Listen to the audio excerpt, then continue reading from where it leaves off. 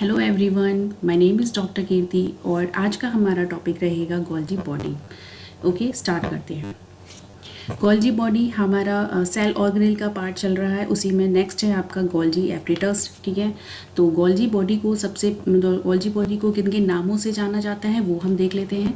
Golgi body, Golgi apparatus, Golgi complex, dictyosome, lipochondrion. ठीक है, इतने नाम से इसको पहचानते हैं हम। ठीक, ओके। यहाँ पर इनके अलग अलग जो नाम दिए गए हैं वो किस बेसिस पे दिए गए हैं वो देखते हैं। सबसे पहले इसको अगर हम गोल्जी बॉडी बोलते हैं, अगर आपका सिंगल सैक है, ठीक है, तो उसको हम गोल्गी बॉडी बोलेंगे। सिंगल एपरेटस किसको बोलेंगे? अगर स्टैक ऑफ सिस्टर्नी सैक है तो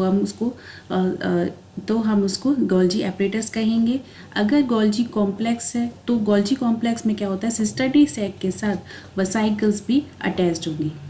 ठीक है, हम फिगर के थ्रू देखते हैं। देखिए, ये आपका अगर सिंगल सैक है आपका गोल्जी बॉडी का, ठीक है, ये सिंगल सैक है तो आपका ये गोल्जी बॉडी कहलाएगा। अगर ये जो फोल्ड्स हैं, ये प्रोटीन की फोल्ड्स होती हैं, इनको हम सिस्टर्नी बोलते हैं, ये हमने पहले पढ़ा हुआ है। ठीक है, अब ये जो है आपके जो फोल्ड्स हैं लाइक दिस 1 2 3 4 स्टैक में बन जाते हैं, तो इसको हम के बंडल्स में बन जाते हैं, तो इसको हम गोल्जी एपरेटस बोलते हैं। ओके, नाउ नेक्स्ट क्या है कि अगर इन्हीं के साथ वेसिकल्स भी अटैच्ड होती हैं, ठीक है, अगर इनके साथ ये लाइक दिस, ये जो है अगर वेसिकल भी अटैच्ड हो जाती है, ये आपको राउंड राउंड दिख रहा है, राउंड सर्कल में जो है ग्रीन कलर से, ये आपकी वेसिकल होती हैं। अगर आपकी वेसिकल भी अटैच्ड होती हैं तो ये आपका कहलाता है गोल्जी कॉम्प्लेक्स।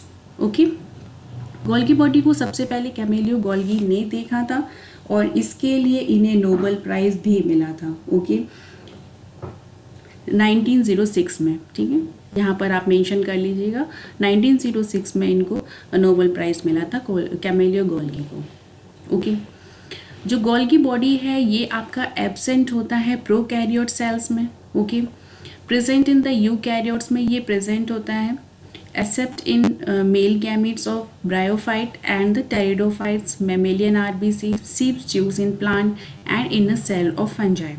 ठीक है, ओके, ये आपके इंपॉर्टेंट पॉइंट है, इसको आप मार्क कर लीजिए कि ये अगर प्रेजेंट यूकैरियोट्स में प्रेजेंट होता है, बट सारे यूकैरियोट्स में नहीं, जैसे कि मेल ब्रायोफाइट्स टेरिडोफाइट्स के मेल गैमीट में नहीं होता है, ये मैमेलियन आरबीसीज में नहीं होता है, ये सीप ट्यूब प्लांट के सीप ट्यूब्स में नहीं होता है और फंजाई के सेल में नहीं पाया जाता है। ठीक है, अगर हम इसके स्ट्रक्चर की बात कर लेते हैं तो आपके गोल्गी बॉडी का जो, अगर हम एक आपको स्ट्रक्चर दिखाते हैं, देखिए, this is the structure of Golgi body. ये आपकी जो फोल्डिंग्स होती हैं, दिस इज ये सिंगल जो आपका एक ये स्ट्रक्चर है, ये प्रोटीन की फोल्डिंग आपकी कहलाती है सिस्टर्नी। ओके, इसके अंदर जो फ्लूइड्स होता है उसको हम ल्यूमेन बोलते हैं। ठीक है, ये देखिए, इसमें जो होता है दो फेज प्रेजेंट होते हैं, ट्रांस फेज और सिस फेज। ऊपर वाला पार्ट आपका सिस फेज है, इसके बारे में अभी हम बताते हैं। और ये जो आपके सर्कल लाइक स्ट्रक्चर है, दीज आर द वेसिकल्स। ठीक है, ओके, ये जो वेसिकल्स होती है यहाँ पर, ये हमने पहले आपको पढ़ाया हुआ है कि ये जो वेसिकल्स होती हैं इनका काम क्या होता है, ये आपका एंडोप्लाज्मिक रेटिकुलम से प्रोटीन को लेकर आती हैं। ओके, नाउ अभी थोड़ा सा हम यहाँ पर देख लेते हैं। जो सिस्टर्नी क्या होती है, सैक लाइक फ्लैटेंड स्ट्रक्चर होते हैं, सैक लाइक स्ट्रक्चर होते हैं, ये जो होते हैं एक दूसरे के पैरेलल अरेंज होते हैं, मतलब एक के ऊपर एक अरेंज होते हैं, जस्ट लाइक अगर आप एक कॉइन को अरेंज कर दें एक से एक के ऊपर एक, इस तरीके के फ्लैट स्ट्रक्चर होती है। Okay, each cisternae has a convex cis or forming face facing nucleus और endoplasmic reticulum, while concave trans or maturing face facing plasma membrane. यानी कि अभी हमने आपको बताया था कि जो सिस्टर्नी के दो फेस होते हैं, सिस ऊपर वाला पार्ट होता है जो न्यूक्लियस के पास होता है, आपका ट्रांस जो होता है वो आपका मैच्योरिंग फेज, मतलब जो आपके जो आपका एग्जिट पार्ट होता है प्लाज्मा मेम्ब्रेन के साथ अटैच होता है, उसको हम ट्रांस फेज कहते हैं। ओके, नाउ अब देखते हैं ये काम कैसे करता है। ये आपका न्यूक्लियस है, यहाँ ये हमने आपको पहले पढ़ाया हुआ है, एंडोप्लाज्मिक रेटिकुलम में ये हमारा कवर हो चुका था कि न्यूक्लियस से आपका एंडोप्लाज्मिक रेटिकुलम का फॉर्मेशन होता है। वहाँ पर क्या होता है कि प्रोटीन बनती है, क्योंकि वहाँ पर राइबोसोम होते हैं, प्रोटीन का फॉर्मेशन हो जाता है। अब वो प्रोटीन क्या होती है, वेसाइकल, वहाँ पर वेसाइकल, एंडोप्लाज्मिक रेटिकुलम में वेसाइकल्स प्रेजेंट होती हैं, वो वेसाइकल आपकी बाहर निकल कर आती है, ठीक है। उस वेसाइकल में क्या है, प्रोटीन। अब जो वेसाइकल निकल के आ रही हैं वो ट्रांसफर वेसाइकल बोलते हैं इनको, इनके अंदर प्रोटीन भरा हुआ है, ओके। अब क्या है, ये है भाई आपकी गोल्जी बॉडी। अब ये जो न्यूक्लियस के पास का फेस है इसको हमने सिस फेस बताया हुआ है, और जो इसका एग्जिट फेस है इसको हमने ट्रांस फेस बताया हुआ है।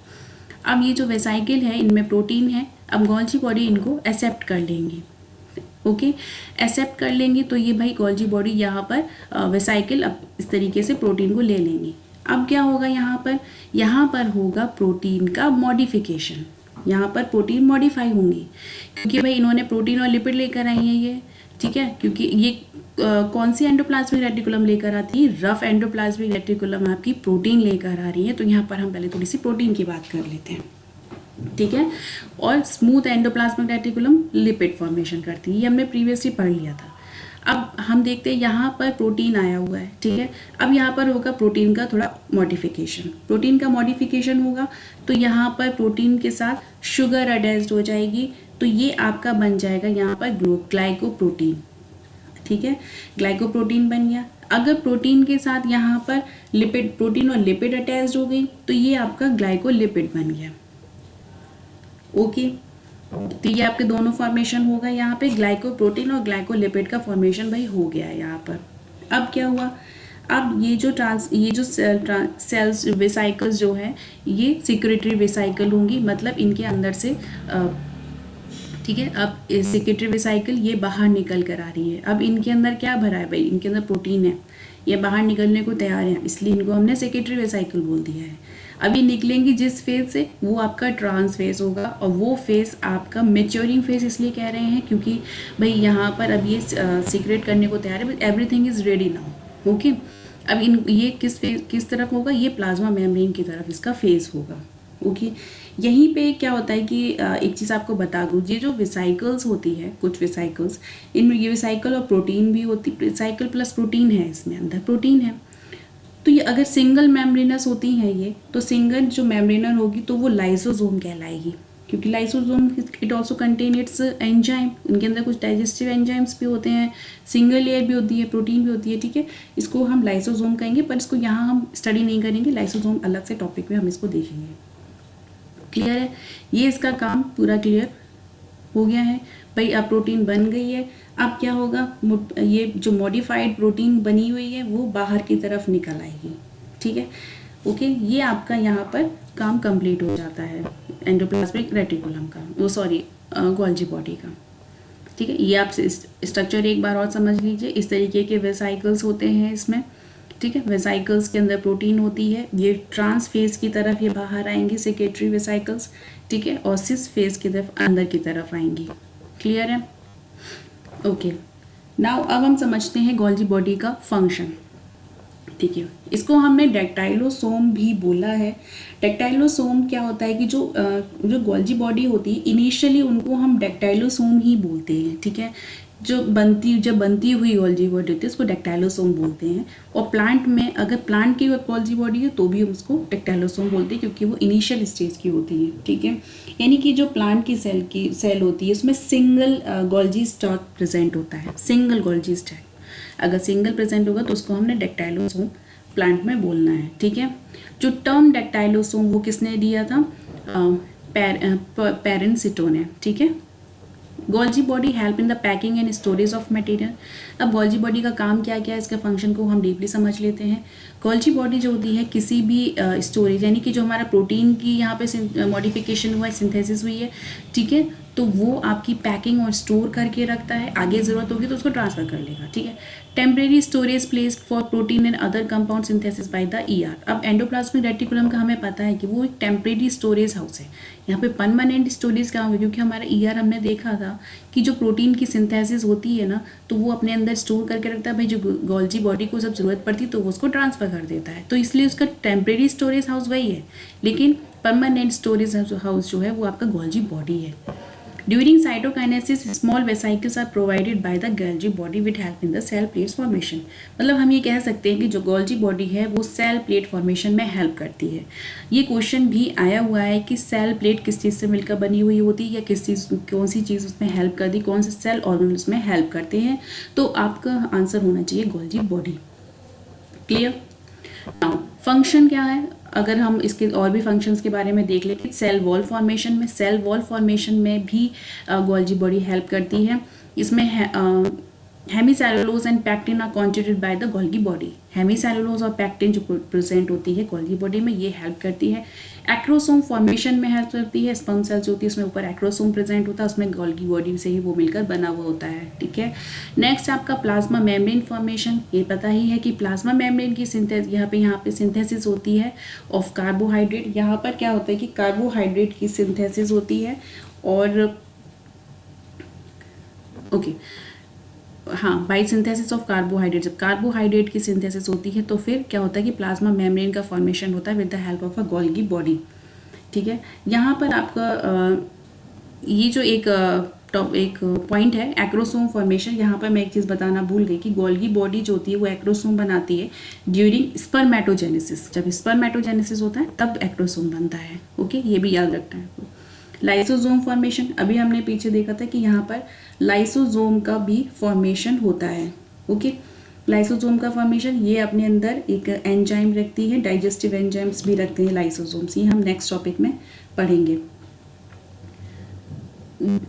Glycosylation with enzyme glycotransferase. इसमें अंदर एक एंजाइम प्रेजेंट होता है glycotransferase. Okay, protein and lipid are the glycosided to form a glycoprotein and the glycolipid. हम ये पीछे हमने देखा है कि भाई जब मॉडिफिकेशन होता है प्रोटीन का लिपिड का, तो प्रोटीन जो होती है वो शुगर के साथ मिलकर, क्योंकि इसमें एंजाइम अंदर होता है गैलेक्टोट्रांसफरेज, उसकी हेल्प से यहाँ पर शुगर के साथ मिलकर ये ग्लाइकोप्रोटीन बना लेती है as well as a glycolipid बना लेती है। ठीक है, ये इसके फंक्शन। ओके, तो ये आपका गोल्गी बॉडी के कुछ इंपॉर्टेंट पॉइंट्स जो हैं वो कवर होते हैं और मिलते हैं अपने नेक्स्ट क्लास में। अगर आपको वीडियो पसंद आया तो लाइक शेयर और सब्सक्राइब ज़रूर करिए। Thank you so much.